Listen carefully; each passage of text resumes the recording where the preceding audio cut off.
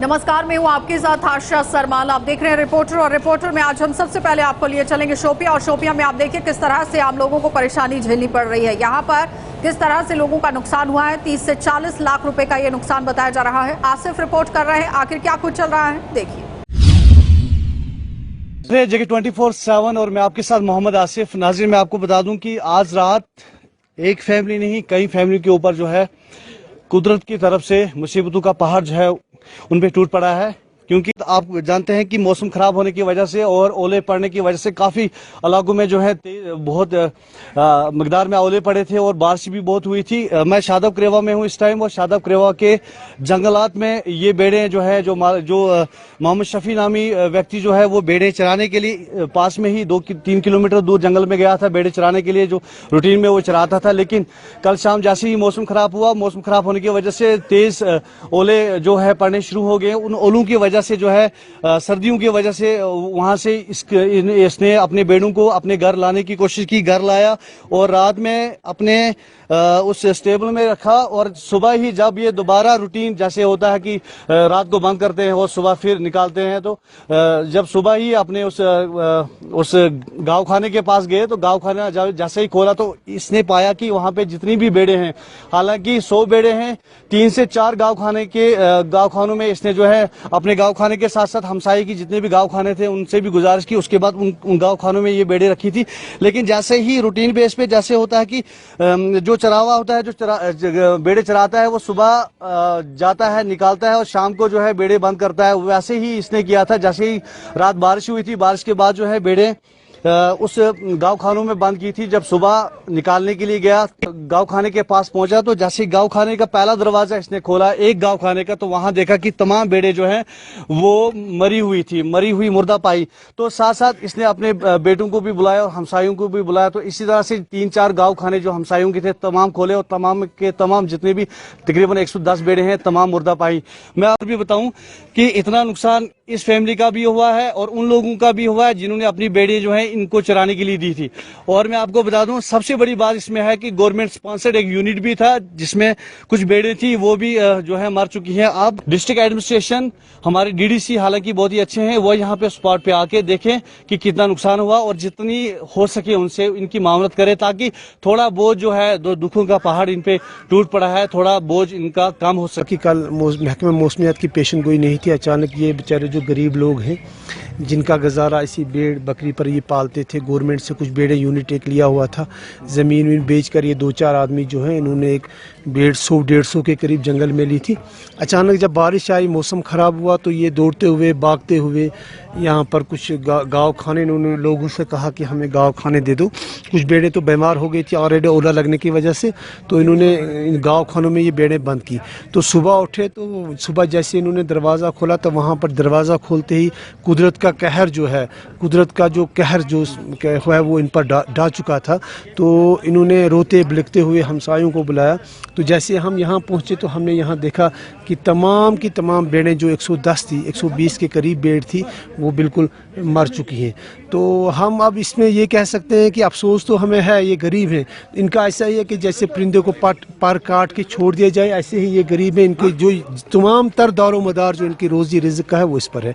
अब हम गवर्नमेंट से अपील करते हैं कि ये 5-6 फैमिली जो है, ये 30-40 बच्चे जो हैं, तो इनका ज़ख्मों का मदावा करके इनको कोई ना कोई ऐसा यूनिट दिया जाए, बेड़ों का यूनिट दिया जाए, सब्सिडी कुछ दी जाए, ताकि ये फिर दोबारा खड़े हो जाएं और इनके बाल बच्चे दोबारा जी सकें। अब शाम को जब 6 बजे के टाइम, 5:30 बजे के टाइम में ओले पड़ गए थे, हम बेडू के साथ थे जंगल में। बेडू को लेकर रास्ते में हम पहुंचे, कोई रास्ते में मार गई, यहाँ ठा कर कोई पहुंचा माल, कोई 2-3 गाँव में हमने माल छोड़ा। सुबह आए देखने के लिए तो हमारा सब माल खत्म हो चुका। रास्ते में मार के ओले पड़ने से कोई यहाँ पहुँचाए, वो भी सुबह हम देखने के लिए, डॉक्टर भी दवाई भी किया, ये वो भी कुछ नहीं, हमारा बच्चा सब माल मर गया। कम से कम 1 घंटे के तकरीबन हुए ओले से इंसाफ मदद चाहते हैं। और क्या है, यहाँ नज़दीक एरिया है, सबल पॉइंट्स का नाम है छाछ मार्ग में ये इस सीज़न में सबल पास्चर पे ये रहते हैं, जिनको ग्रेजिंग करते हैं और शाम को इनको या वापस लाते हैं या उधर रखते हैं। तो कल चूँकि आपको पता है कि कोई 6:30 बजे के करीब बारिशें हुई और उसके साथ हेल स्टॉर्म भी हुआ, तो इन्होंने इनको वापस यहाँ पे शिफ्ट किया उसी हेल स्टार में, और जल्दी जल्दी ला के इनको इन्होंने एक शेड में यहाँ पे किया। वो शेड हमने देखा, ये तो सुबह जब इन्होंने शेड खोला है कोई 6:30-7 बजे के करीब, तो इन्होंने देखा कि सभी मर्द अब आए थे। तो हमारी टीम इमीडिएटली यहाँ पे आई, डॉक्टर साहब भी आए और फिर हम भी आए, तो हमने पोस्टमार्टम इनका किया। हमें शक ही था कि इनमें सफोकेशन ओवर क्राउडिंग से हुई होगी। इसमें ऐसा रहता है कि जब ये बेड गीला हो जाता है, इसके ऊपर जो ऊन है ये जनरेट करता है हीट अदरवाइज भी, तो यही हम सस्पेक्ट करते हैं कि सफोकेशन इनको हो गई, हवा नहीं, ये सभी मर गए। हमने पोस्टमार्टम अभी किया 5-6 जानवरों का, उससे भी यही हमें प्रिजम्पटिव हम लेंगे कि ये इसी से सफोकेशन से ही मर गए। हम कुछ मटेरियल भी कलेक्ट यहाँ पे किया, हम लेबॉर्ट्री में भेजेंगे उधर श्रीनगर, टू रूल आउट कहीं कोई और काज तो नहीं है। गरीब लोग हैं और ये इसके साथ मुंसलिक है और यही इनका पेशा है। कहेंगे कि डिस्ट्रिक्ट एडमिनिस्ट्रेशन के साथ भी हम ये उठाएंगे मसला। चलिए अब आपको बड़गाम लिए चलेंगे और बड़गाम से भी ज़हूर हमारे संवाददाता हमारे साथ जुड़ रहे हैं, क्योंकि बड़गाम के अंदर यहाँ महबूबा मुफ्ती पहुंची हुई थी, जो कि अमरीन भट्ट के परिजनों से मुलाकात करने के लिए पहुंची हुई थी। क्या कुछ पूरी जानकारी है, देखिए। मैंने कहा कि जम्मू कश्मीर में बेगुनाहों का, खासकर कश्मीरियों का, चाहे वो राहुल भट्ट हो, चाहे शोएब गनाई हो, चाहे वो सैफुल्लाह कादरी हो और आज हमारी बच्ची अमरीना भट्ट हो, तो ये तो एक रोज का मामूल बन गया है। और जो मरकजी सरकार है वो जूं की तूं है, उनकी जो उनकी मस्कुलर पॉलिसी है, दबाव की पॉलिसी है, दोंस की पॉलिसी है, उसका ये नतीजा है कि दिन ब दिन जम्मू कश्मीर में हालात बेहतर होने के बजाय बिगड़ रहे हैं, खराब हो रहे हैं। और वो पूरी दुनिया में ये चिल्लाते हुए फिरते रहते हैं कि जम्मू कश्मीर में सब ठीक ठाक हो गया। जम्मू कश्मीर में कुछ ठीक ठाक नहीं हुआ। जम्मू कश्मीर में रोज बेगुनाहों की हलाकतें हो रही हैं। जम्मू कश्मीर में रोज कश्मीरियों का खून बहाया जा रहा है। और अनफॉर्चुनेटली जो मरकजी सरकार है, जो बीजेपी सरकार है, जम्मू कश्मीर के मसले को एक तो सिक्योरिटी और मजहबी बेसिस पे इसको देख रही है कि एक मुस्लिम मेजॉरिटी स्टेट है इसलिए मरते हैं लोग तो मरने दो। तो मुझे लगता है कि इससे हालात सुधरने के बजाय खराब हो रहे हैं। मैम, जिस तरह से पुलिस ने कल दावा किया कि हमने उस मिलिटेंट को मारा है, तो क्या लगता है आपको उसमें? ये तो बड़ी अजीब बात है कि जब भी कोई हादसा हो जाता है उसके 12 घंटे 24 घंटे के अंदर अंदर कहा जाता है कि जिसने ये हादसा किया उनको हमने मारी है। इसके बारे में मैं ज्यादा कुछ कह नहीं सकती। मैम, एक टिकटॉक या वीडियो बनाने पे मारा गया इसको, तो क्या? एक बच्ची थी, अपने रोजगार का इंतजाम कर रही थी, अपने बाप को पाल रही थी, अपने फैमिली को पाल रही थी। तो मैं समझती हूँ कि रोजगार के लिए घर से निकलना, मेहनत करना, और ऐसे में कोई मारा जाता है तो हमारे में तो कहते हैं वो शहीद है। मैम, लोग बस कैसे है इसके बारे में जरा? मैं दुकान पे गया था, उन्होंने बोला अपनी, वो वहाँ से आए, उन्होंने बोला अपनी मौसी को बुलाओ।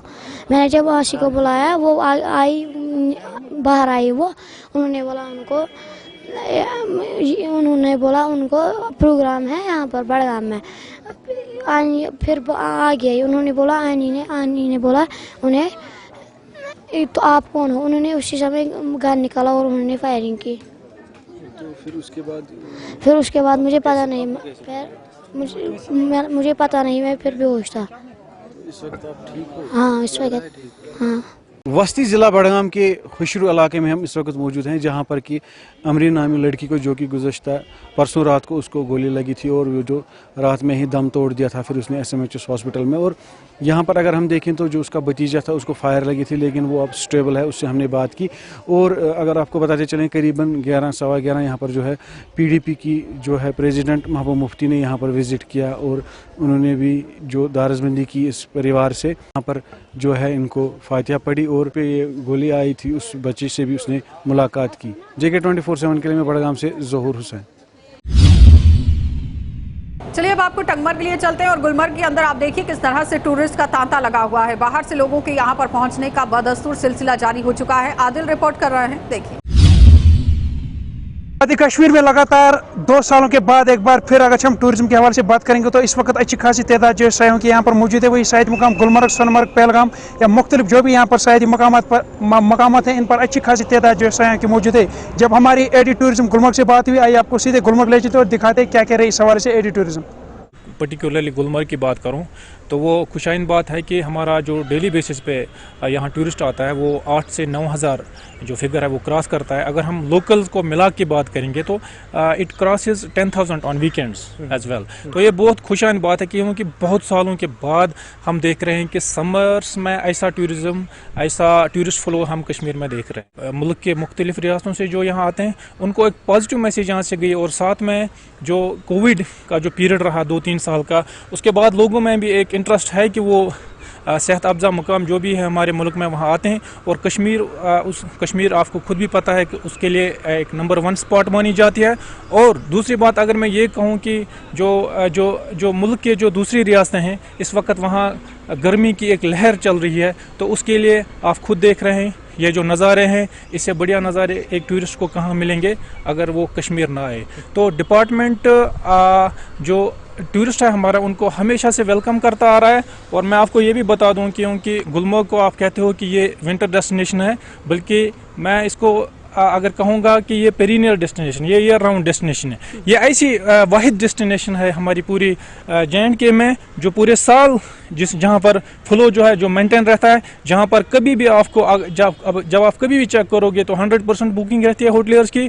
और इससे क्या फ़ायदा मिलता है कि जो हमारे सर्विस प्रोवाइडर्स हैं उनको साल भर का जो इकॉनमी है उनकी जो रोज़गार उनको है वो मिलता है। तो हम इसमें इस बार कुछ और एक्टिविटीज़ ऐड कर रहे हैं। आपको ये जानकर खुशी होगी कि जो ये साल है एडवेंचर स्पोर्ट्स के लिए ये रागिब किया हुआ है। और हमारा फोकस है कि हम लेजर के साथ साथ जो हमारा एडवेंचर टूरिज्म है उस पर भी फोकस कर रहे हैं। और साथ साथ और भी जो एडवेंचर एक्टिविटीज़ हैं जिसमें जॉर्बिंग है या पैराग्लाइडिंग है, डिपार्टमेंट उस एंगल से भी सोचता है ताकि जो टूरिस्ट आए उसको न सिर्फ गंडोला की एक्सपीरियंस मिले बल्कि इसके गंडोला के साथ साथ और भी जो एडवेंचर से वाबस्ता जो एक्टिविटीज़ हैं उसका भी जो टूरिस्ट है वो उससे लुत्फ़अंदोज़ हो जाए। और हम उम्मीद करते हैं कि जिस तरह का अभी जो टूरिस्ट फ्लो है हमारे साथ, ये आइंदा का जो वक्त है उन आइंदा के जो महीने हैं उसमें ज़्यादा बढ़ेगा। और डिपार्टमेंट बस यही कोशिश रहती है हमारी कि ज़्यादा से ज़्यादा लोग आए और ज़्यादा से ज़्यादा लोगों को रोज़गार के मौके मिले।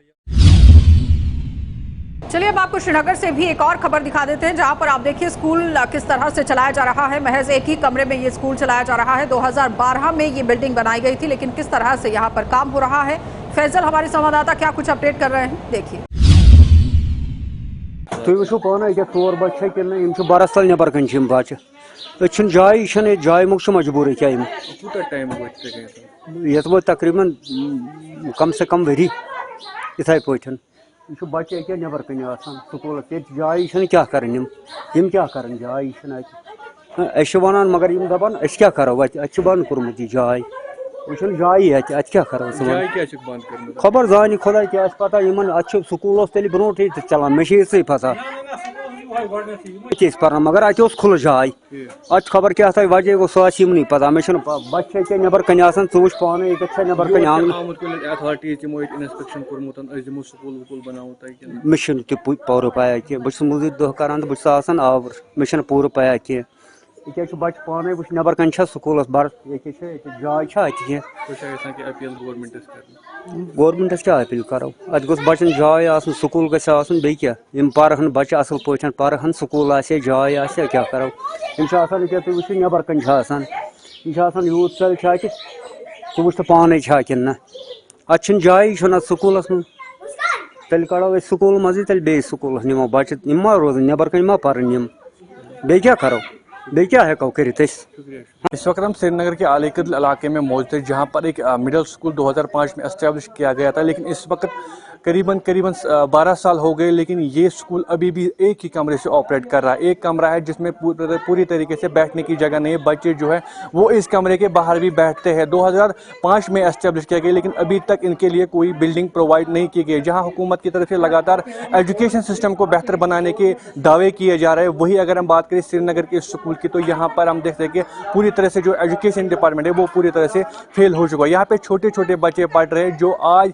इनको अगर कुछ इंफ्रास्ट्रक्चर इंफ्रास्ट्रक्चर नहीं मिलेगा तो ये आगे जाके क्या कर सकते हैं। ये मिडिल स्कूल है, अगर आपको एक बार फिर से बता दें, करीबन हज़ारों और करोड़ों की तादाद में यहाँ पे पैसा स्पेंड किया जाता है एजुकेशन डिपार्टमेंट, लेकिन उसके बावजूद भी अभी तक स्कूल, गवर्नमेंट स्कूल का जो इंफ्रास्ट्रक्चर है वो ठीक नहीं किया जा रहा है। ये किसी गाँव देहात का स्कूल नहीं है, बल्कि श्रीनगर की मेन सिटी का स्कूल है। जब श्रीनगर के स्कूलों की ऐसी हालत हो सकती है तो आप अंदाज़ा लगा सकते हैं कि गाँव देहातों के में जो स्कूल है उनकी हालत किस तरीके से हो सकती है। इन बच्चों को कैसी तालीम हासिल हो सकती है जिनको आज इंफ्रास्ट्रक्चर नहीं मिलता है, वो आगे जाके क्या करेंगे। कैमरामैन खान मुदस्सिर के साथ मैं फैसल रियाज, श्रीनगर कश्मीर। चलिए अब आपको जिला सांबा लिए चलते हैं और पीएफ को लेकर किस तरह से काम चल रहा है, प्रोविडेंट फंड को लेकर क्या कुछ है सूरत हाल, ऋषि खजूरी अपडेट कर रहे हैं, देखिए। सांबा की एक निजी फैक्ट्री में काम करने वाले कुछ दिहाड़ीदार लोग मेरे साथ मौजूद हैं जो आज जिला हेडक्वार्टर सांबा में पहुंचे हैं और इनका यहां आने का कारण यह है कि इनका पीएफ का मसला जो है वो पिछले 2 साल से हल नहीं हो पा रहा। बताते चले कि जिस फैक्ट्री में ये काम कर रहे हैं वो बर्जर फैक्ट्री है और वहां पर एक ठेकेदार जो इनको सैलरी जो है वो देता था, यानी ठेकेदार के थ्रू इनको सैलरी मिलती थी और इनका पीएफ कटता था, लेकिन पिछले 2 साल से इनको इनका पीएफ नहीं मिल पा रहा, इनको इनका हक नहीं मिल पा रहा। और जब ये फैक्ट्री के मैनेजमेंट से बात करते तो वो कहते हैं कि हमने तो आपका पीएफ रिलीज कर दिया है, लेकिन जो ठेकेदार था वो पीएफ लेकर भाग गया है। इस तरह के आरोप लगाए जा रहे हैं और ठेकेदार का आज तक कुछ पता नहीं चला है। और जब ये पीएफ डिपार्टमेंट के पास जाते हैं तो वहाँ ये बताया जाता है कि आपका पीएफ तो जमा ही नहीं हुआ है। यानी एक एंड पर देखें तो फैक्ट्री ये कहती है कि हमने आपका पीएफ दे दिया है, दूसरी तरफ अगर ठेकेदार के एंड पर बात करें तो ठेकेदार भाग गया है, पीएफ जमा नहीं करवाया और पीएफ डिपार्टमेंट कहता है कि आपका कोई भी पैसा यहां पर नहीं है। लेकिन इन बिटवीन क्या होता है, पिछले दिनों में जब ये 2 साल पहले की बात आपको बता रहा हूं कि जो ठेकेदार था उसने जाली पासबुक जो वो छिपवाई और इनको बताया कि आपका पीएफ जमा हो रहा है, लेकिन दफ्तर जाने के बाद इनको पता चला कि ऐसा कुछ भी नहीं हुआ, इनको गुमराह किया गया। लेकिन ये अब अपने हक को लेकर लगातार आवाज उठा रहे हैं, लगातार कभी जम्मू में डिफकॉम ऑफिस में जाते हैं, डिफकॉम से मिलते हैं, डीसी सांबा से मिलते हैं, एसएसपी सांबा से भी कई बार जो मिले हैं, पुलिस में कंप्लेंट्स भी दर्ज कराई है, लेकिन अभी तक ये मसला हल नहीं हुआ। क्या ये मांग आज रखने जा रहे हैं डीसी मैडम के पास, क्योंकि अब ये मिल के आए हैं या मिलना इनसे जानने की कोशिश करते हैं। क्या लगता है पीएफ का ये मसला आपका लगातार 2 साल से उजागर है, लेकिन इसका कोई हल नहीं हो पा रहा, ना फैक्ट्री कोई जवाबदेही है, ना ठेकेदार का कोई पता है, पीएफ वाले कहते हैं कि आपका पीएफ जमा नहीं हुआ। क्या कहता है, क्या कहना चाहते हैं, क्या लगता है, उम्मीद है कोई आपको? सर हमें तो ऐसा लगता है कि पूरे का पूरा एडमिनिस्ट्रेटिव हमें गुमराह कर रहा है, क्योंकि आज तक जो भी हमारा पीएफ का जिसके पास भी हम लोग हैं, आज तक हमारी कहीं भी गुहार जो सुनी नहीं गई है। क्योंकि जैसा कि कंपनी जो कलकत्ता से जो हेड ऑफिस से जो आदमी आया था, ऐसा लगता है कि उसकी जो बात थी वो 100% वो सच हो गई आज। क्योंकि उसने बोला था जितने भी आपके यहाँ पर बड़े बड़े बैठे हुए अफसर उनको हम खरीद लेंगे, जब कुछ जैसी ऐसी बात कही थी, वो लगता है कि आज 100% जो बात है वो सही है। क्योंकि हम लोगों की कहीं भी सुनवाई नहीं हो रही है, तो उसका मतलब तो यही है सीधा सीधा, क्योंकि जो पैसों वाले लोग हैं उनकी सुनवाई हो रही है, गरीब की तो कहीं सुनवाई है ही नहीं है। बिल्कुल 2 साल से आप दरबदर हो रहे हैं, कितनी दिक्कतें पेश? बिल्कुल सर, क्योंकि 2 साल से हम लोग कभी इस ऑफिस में कभी उस ऑफिस में जा रहे हैं कि हमारे पीएफ का जो हमारे पैसा कटा है वो हमें मिलना चाहिए, लेकिन आज अगर कोई उम्मीद है वो नहीं मिल रही है अभी तक। आज आप यहाँ पर डीसी मैडम से मिले, क्या कुछ उम्मीद है? डीसी मैम से मिलने आए थे, अभी वो मीटिंग में है तो अभी उनसे बात नहीं हुई है, तो अभी आगे देखते हैं कि क्या बात होती है इससे। मेरा नाम नरेश कुमार है। आप कब से फैक्ट्री में काम कर रहे हैं? मैं 2005 से कर रहा हूँ। अभी तक आपका पीएफ नहीं मिला। कितनी दिक्कतें तकलीफें तकलीफ आ रही है, मैं कभी किसी के पास जाना, कभी किसी के पास जाना, तो सभी ये बोलते हैं मिल जाएगा, 15 दिन का टाइम दो, 15 दिन का टाइम दो, पर 15 दिन के बाद देखो तो कोई बोलता ही नहीं हमें। वो कहते हैं कि नहीं बाद में आना, किसके पास जाना, हम दिहाड़ी लगाएं जहाँ इधर हो गया छुट्टियाँ मारते हैं, तो फिर कभी उसके पास जाओ, वो कहते हैं बाद में आना। नहीं मिला। कोई उम्मीद है? नहीं, मेरे को तो बोल रहा कि नहीं है, मैं तो उम्मीद ही छोड़ दी है। मेरा नाम अंकुश कुमार है। आप कब से? मैं 2018 से वज्रपेड़ में काम कर रहा हूँ। अच्छा, आपको मेरा भी पीएफ नहीं मिला है। तो 2 साल से आपको लगातार ये दिक्कतें आ रही हैं, तो कहाँ पर जाकर आपने सुनवाई को लेकर गुहार लगाई थी? हम जम्मू गए, सांबा डिस्ट्रिक्ट में कमिश्नर मैडम से मिले, एसएसपी से मिले, पुलिस स्टेशन के सबसेनर मैनेजमेंट से मिले, सभी जगह इन्होंने यही बोला कि हमें 15 दिन का टाइम दो, हमें महीने का टाइम दो। हम फिर अपने हमारे जीएम साहब है उनके पास पर्सनली मिलने गए, सर हमारा जो पीएफ का है सेशन में कोई अपडेट दो। उन्होंने हमें यही बोला कि अगर हमें जज बोलेगा तो हम आपका पीएफ देंगे, वरना हम आपका पीएफ नहीं देंगे। अच्छा, तो उन्होंने शरेआम यही बोला है। तो वो कह रहे हैं कि अगर आपका जैसे कि आप अगर थानों में भी जाओगे टाइम बाई टाइम निकल जाएगा, पीएफ नहीं मिलेगा। अगर आप हमारी बात मानोगे हम आपका पैसा देंगे, जैसा हम कहते हैं वैसा काम करो कंपनी में। अगर हम कुछ कहते हैं आगे पीछे जाने का हमें धमकी देते हैं कि आप कहीं भी मत जाओ। अच्छा, हमें मेंटली सोशली डिस्टर्ब करते हैं कंपनी में।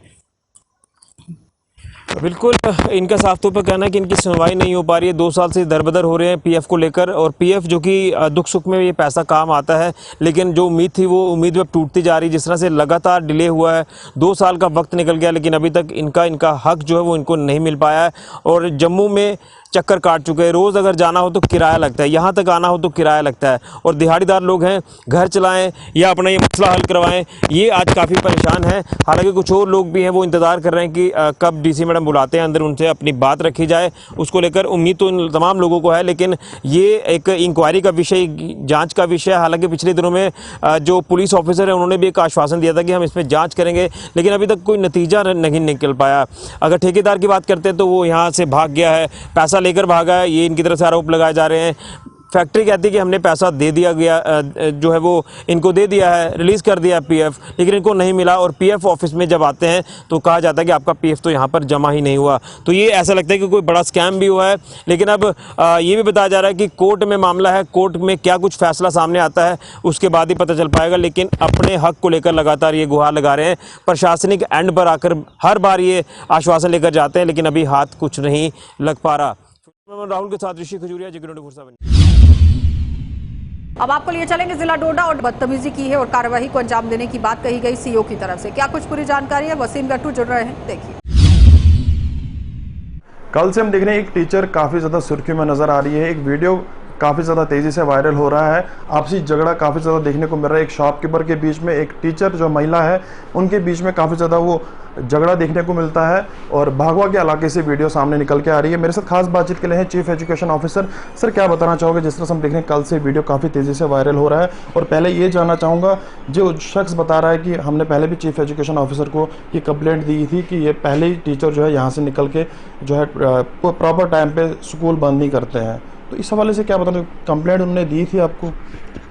आपका पहले मैं धन्यवाद करता हूँ आपका यहाँ आने का। तो जो आपने क्वेश्चन किया कि कंप्लेंट मुझे पहले दिन आई थी, अननोन आदमी जो मैं नहीं जानता हूँ, लेकिन फ़ोन आया था कि आपका फलाना स्कूल जो है, स्कूल थनोट, तो वहाँ के एक टीचर जो है वो छुट्टी कर गई है। उस वक्त 1:30 या 2 बजे का टाइम था, तो वो जा रही है घर। तो मैंने कहा ठीक है यार, कोई बात नहीं है, मैं इस पर देख लूँगा। तो मैंने जज से जडियो साहब को फ़ोन मिलाया कि मैंने कहा यार आप एक काम करो, उस मैडम का फ़ोन नंबर लेके उसको समझा दो कि ऐसा नहीं करे। तो शाम को मैंने जब जडियो साहब को पूछा भी, तो उसने ये कहा कि मैंने फ़ोन कर दिया है उसको, तो आज कहीं उसकी तबीयत ठीक नहीं थी तो मैं निकल गई, तो इसलिए कल से मैं ड्यूटी दे दूँगी। तो मीनवाइल मुझे लगता है कि उसको पता चल गया कि मेरी शिकायत हो गई है, तो दूसरे दिन वो स्कूल से निकल के, बीच स्कूल से निकल के, ऐसी बात नहीं, स्कूल आवर्स में वो गई है दुकानदार के पास। तो उससे कुछ झगड़ा जो भी है वो तो खैर सामने है। सर, एक सवाल थोड़ा सा रोकना चाहूँगा, एक सवाल बीच में आ रहा है। जिस तरह से उस वीडियो में ये बता रहा है शख्स की, वो महिला भी बता रही है कि मुझे चीफ एजुकेशन ऑफिसर ने बताया है कि इसको जूते मारना, क्या ये सही है? ऐसा तो मैं कभी सोच भी नहीं सकता हूँ, और ना ये कुर्सी ऐसा कभी अलो कर सकती है। तो ये तो मैं कहता हूँ ये मेरी बदकिस्मती है कि इस किस्म के टीचर हमारे डिपार्टमेंट में मौजूद हैं, जो किसी की भी शख्सियत को, किसी भी पर्सनालिटी को कुछ भी दाग लगवा सकते हैं। तो मैं तो इसको टोटली कंडेम करता हूँ। सर, जो भाषा वहाँ पे की जाती है, जो महिला, जो भाषा, जो टीचर अलग अलग भाषाओं का इस्तेमाल वहाँ पे कर रही थी, क्या मैसेज आगे बच्चों में जाता होगा? किस तरह की एजुकेशन बच्चों को टीचर देती होगी? इस चीज़ को मैंने वहाँ ओपनली वहाँ भी कंडेम किया, क्योंकि कल मैं खुद ही गया था उस स्कूल में। इससे पहले कि मैं कोई रिप्रेजेंटेटिव भेजता, मैं खुद वहाँ बैठा, लोगों से भी मिला, लेकिन मैंने उसका एटीट्यूड, उसका बिहेवियर जो था वो वाकई उस किस्म का मिला मुझे कि ये वाकई इसने ऐसा लैंग्वेज जो है इस्तेमाल की है। तो मैं उस कार्रवाई आने वाले टाइम में आप करेंगे, और अभी किस तरह की कार्रवाई आपने की है? नहीं, इमीडिएटली मुझे जो लगा वहाँ पर जो लोग कह रहे थे, तो मुझे लगा कि अगर ये लेडी एक दिन भी और ड्यूटी दे देगी तो ये पता नहीं और भी कुछ बवाल जो है वो खड़ा कर सकती है। सर, एक मैंने यही और भी उनके साथ था, एक जेंट्स था, क्या वो भी ट्रेस हुआ? वो कौन था? हाँ, वो मुझे पता चला कि वो उसका हस्बैंड है। तो मैंने उसको भी एक इंक्वायरी जो है, इंक्वायरी नहीं अभी पहली फुर्सत में एक्सप्लेनेशन कॉल किया है कि आप स्कूल आवर में जिस टाइम में आपकी उस घरवाली जो है वहाँ झगड़ा कर रही है तो आप भी वहाँ क्या कर रहे हो स्कूल आवर्स में। तो मैंने एक्सप्लेनेशन कॉल की है, उसका भी जवाब आ जाएगा तो इस पर भी एक्शन जो है वो वैसे ही किया जाएगा। सर उसी मुद्दे पे फिर बात आएगी, जिस तरह से पहले भी आपसे मैंने जब बातचीत की थी आपको यही बताया था हमने कि प्रॉपर टाइम पे जो है स्कूल बंद नहीं होता है। अगर 4 बजे की टाइमिंग है 3 बजे स्कूल बंद होता है, 2:30 बजे स्कूल बंद होता है। और वही बात आज उसी बात पे क्लैश हुआ। क्या बताना चाहोगे उन टीचर्स को जो पहले ही स्कूल बंद करते हैं, आपकी तरफ से क्या मैसेज होगा उन सब लोगों को? मेरा तो क्लियर कट मैसेज है, जो कहीं जैसे भी फंसता जाएगा तो मैं उसके खिलाफ कानूनी कार्रवाई जो है वो लगातार करता रहूँगा। ऐसी बात नहीं। पिछले दिनों में साफ तौर पे देख रहे थे आप चीफ एजुकेशन ऑफिसर, जिस तरह से कल से एक वीडियो वायरल हो रही है और जिस तरह से इंक्वायरी बिठाई है और जो अपनी एक इंक्वायरी टीम यहाँ से भेजी है वो इसको पूरी तहकीकात उस पर कर रहे हैं। और जिस तरह से उन्होंने बताया कि आने वाले टाइम में जो भी इस तरह का वायलेशन करेगा उन पे कड़ी से कड़ी कार्रवाई आने वाले टाइम में देखने को मिल सकती है। फिलहाल के लिए इतना ही। अब आपको लिए चलेंगे और भी जिलों के अंदर जहां पर आप देखिए कश्मीर में क्या कुछ चल रहा है वो दिखा देते हैं। शुमाली कश्मीर के ज़िले बारामूला के सोपोर इलाके की अगर हम बात करें तो लगातार अगर हम देखें ड्रग्स के खिलाफ जो है अवेयरनेस प्रोग्राम किए जा रहे हैं और साथ ही साथ अगर हम देखें लगातार जो है लोगों तक ये आवाज़ पहुंचाई जा रही है। आज की अगर हम बात करें, आज जुम्मे के रोज़ जो है मस्जिदों के अंदर अगर हम देखें NGO की बात करें, सिविल सोसाइटीज़ की बात करें या दीगर जितने भी अगर हम औक़ाफ़ कमेटीज़ की बात करें तो वहाँ पे जो है प्रेसिडेंट्स की जानिब से एक अवेयरनेस दी गई है लोगों को। जो है नमाज से पहले जो है एक अवेयरनेस ड्रग्स के ख़िलाफ़ किस तरह से जो है अपने माहौल को बचाए, किस तरह से जो है अपने समाज को बचा सकेंगे, अपने जो हमारे नौजवान युवा जो इसमें धकेलते हुए नज़र आ रहे हैं उनको जो है बचाने के लिए किस तरह से जो है एक मुहिम का आगाज़ किया गया है। और अगर हम साथ ही साथ देखें जम्मू कश्मीर पुलिस की बात करें तो लगातार जो है इन ड्रग पेडलर्स के खिलाफ जो है कार्रवाई करते हुए नज़र आ रही है। और वही अगर हम देखें तो आज सिविल सोसाइटी सोपोर की जानिब से भी जो है एक प्रोग्राम किया गया और जहाँ पर अगर हम देखें मस्जिद के अंदर जो है लोगों को अवेयर किया गया कि किस तरह से जो है अपने माहौल को बचाया जा सके। हम देखें मस्जिदों के अंदर जो है ये प्रोग्राम इनकाद किए गए। और साथ ही साथ अगर हम देखें औक़ाफ़ कमेटी के प्रेसिडेंट्स को भी जो है कल की अगर हम बात करें तो SSP सोपोर शबीर नवाब की जानिब से भी जो है लोगों को कहा गया कि अगर हम देखें औक़ाफ़ कमेटी के प्रेसिडेंट्स को कहा गया कि अपने महलों की बात करें, जितने भी एरियाज़ आते हैं या अगर हम देखें या पंच हो सरपंच हो या सीनियर सिटीजन्स की बात करें तो जो भी इनसे कंसर्न है कि उनको ये डायरेक्शंस दी गई कि अपने इलाके में जो है ख़ास तौर से जो है नज़र रखी जाए किस तरह से जो है लड़के घूम रहे हैं और क्या एक्टिविटीज़ हो रही है आपने। या अगर हम देखें पेरेंट्स को कहा गया है आप नज़र रखिए, बच्चों पे नज़र रखिए। अगर हम देखें कोविड के 2 साल जो बीत गए उसमें जो है काफ़ी लोग डिप्रेशन में चले गए क्योंकि जॉब करते थे या जिनका कारोबार था वो उनका कारोबार इससे इफ़ेक्ट हुआ और उसके बाद जो है वो डिप्रेशन में चले गए और डिप्रेशन में चले जाने के बाद जो है उन्होंने ड्रग्स लेना स्टार्ट किया। उनको कैसे बचाया जाएगा उस हवाले से जो है आज सोपोर में जो है एक अवेयरनेस प्रोग्राम चलाया गया। और साथ ही साथ अगर हम बात करें चेयरमैन सिविल सोसाइटी का यही कहना है कि अगले जुम्मा पे भी जो है हम दूसरे जितने भी इलाके हैं वहाँ पे जाएंगे। अगर हम देखें जम्मू कश्मीर पुलिस की अगर हम बात करें, सोपोर पुलिस की अगर हम बात करें तो लगातार जो है इन ड्रग माफियाओं के खिलाफ जो है कार्रवाई करते हुए नजर आ रही है। हम बात करें SHO खालिद फयाज की बात करें तो वो लगातार जो है अगर हम देखें 24/7 लगे रहते हैं कि किस तरह से जो है इन जो ड्रग माफिया है, जो ड्रग डीलिंग सोपोर के अंदर देखने को मिल रही है, उन पे काबू पाने के लिए जो है लगातार अगर हम देखें सोपोर पुलिस एक अहम रोल निभाते हुए नजर आ रही है। अगर हम रफियाबाद की बात करें, अगर हम दंगी बच्चा इलाके की बात करें या अगर हम बारामूला की बात करें या सोपोर की बात करें, लगातार जो है लड़कों को जो है सलाखों के पीछे धकेल दिया जाता है। जो भी इसमें मुलव्वस पाया जाता है उनको जो है उनको कड़ी से कड़ी जो है सज़ा दी जाती है। और साथ ही साथ अगर हम देखें जम्मू कश्मीर पुलिस की एक यही मैसेज है, जो भी इसमें मुलव्वस पाया जाएगा उसके खिलाफ जो है कड़ी से कड़ी सज़ा। तो फिलहाल आपने देखा कि किस तरह से डॉक्टर फारूक अब्दुल्ला को आज ED की तरफ से समन किया गया है, कार्यवाही को अंजाम दिया गया, लेकिन नेशनल कॉन्फ्रेंस पार्टी की तरफ से केंद्र सरकार पर निशाना साधा गया है कि केंद्र सरकार बार बार हथकंडे अपनाने की कोशिश कर रही है। और साथ ही साथ डॉक्टर फारूक अब्दुल्ला की तरफ से और साथ ही उमर अब्दुल्ला की अगर बात करें तो कुछ दिन पहले उमर अब्दुल्ला की तरफ से यहाँ पर बयान जारी किया गया कि गुपकार गठबंधन को एकजुट होकर लड़ने की जरूरत है अगर केंद्र सरकार के सामने यहाँ पर टिकना है, यानी पूरी तरह से केंद्र सरकार के सामने अगर आपको काम करना है या फिर उसे चुनावों में चुनौती देनी है तो एकजुट होकर लड़ना पड़ेगा। इस तरह से बात उमर अब्दुल्ला की तरफ से कही गई थी। दूसरी तरफ महबूबा मुफ्ती बड़गाम के अंदर पहुंची थी, आमरीन भट्ट की परिजनों के साथ मुलाकात की और उससे पहले भी आपने देखा कि महबूबा मुफ्ती किस तरह से ट्वीट करती हुई नजर आई थी। आप देखते रहिए।